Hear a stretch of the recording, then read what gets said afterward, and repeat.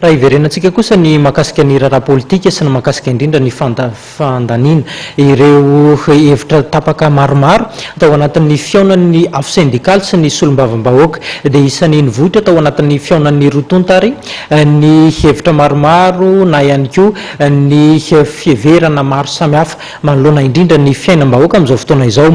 Ny sosialim-bahoaka moa no tena nasiana resaka atao anatin'izay fiaonan'ny rotonta izay ary rahantsika toy izao manaraka izao ny tato-baovao miompana amin'izay.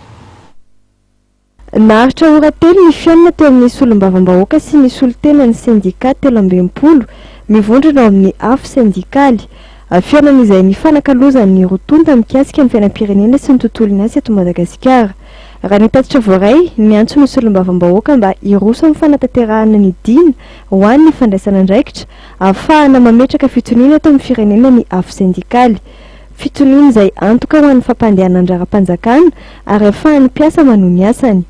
Nangataka fiara-miasa amin'ny solombavambahoaka ny afo syndikaly amin'ny fanaraha-maso ny asan'ny fahefana mpanatateraka.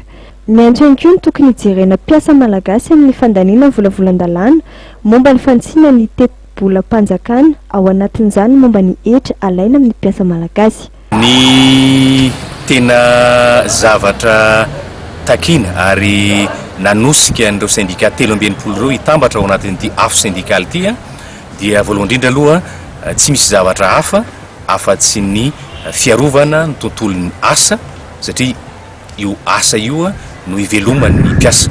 Ny faharoa dia ny fiarovana ny zon'ny mpiasa ary ny fahatelo dia io fiombonamben'ny syndicat io dia mijoro ho hery mpanolon-kevitra na force de proposition ka ao anatin'izay tanjona na foto-kevitra anankitelo zay no ijoroana sy anoizana ny hetsika sy ny tolona rehetra atao anatin'ity syndicat ity. Ny zavatra akoatran'izay dia angamba zavatra tsy miainga avy amin'ity fiombonambe ity. Eto zay dia mamaritra fa tsy natao anafosafo na anampitamby na iarovana antom-panjakana na iarovana olotokana ny tolona syndikaly fa ireo zavatra telo eo no arovana: ny asa, ny mpiasa ary ny tontolo manodidina ny asa, afaka miresaka sy manolon-kevitra momba ny lafin'ny politika sy ny ekonomika arak'izany ny tontolo syndikaly. Ny mpiasa no antoko ny fampandrosoana ho ny filohan'ny Sinad Thierry Rakotonarivo raha tiana ny hiditra amin'ny fampandrosoana maritra ary alana amin'ny fiheveranan'ny grefy samihafa ilaina ho izy ny fananana mpitondra ny kolontsainy fifapiresahana.